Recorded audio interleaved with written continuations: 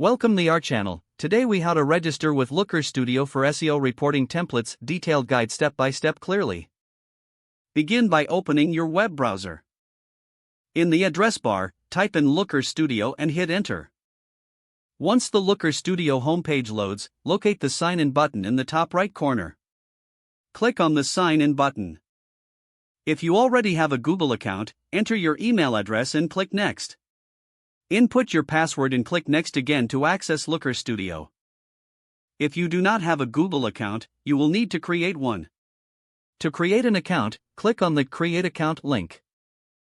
Follow the prompts to enter your information and set up your Google account. Once logged in, look for the Template Gallery option on the homepage.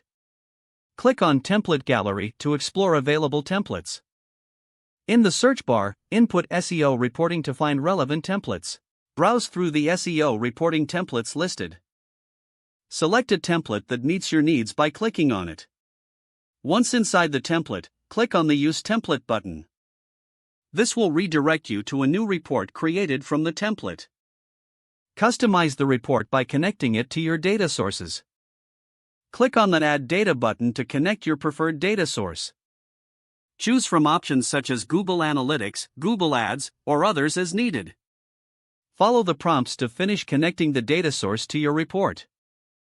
After the data is connected, review the metrics and visuals. Make any necessary adjustments to the report layout or data visualization. Once satisfied, give your report a name by clicking on the title at the top. After naming your report, click on the Share button in the top right corner.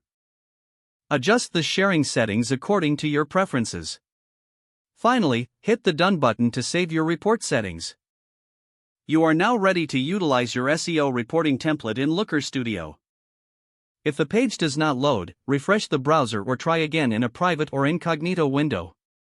Make sure you are using the correct email address, then retype it carefully to avoid small typos. Don't forget to like this video and subscribe to our channel for more step-by-step tech guides.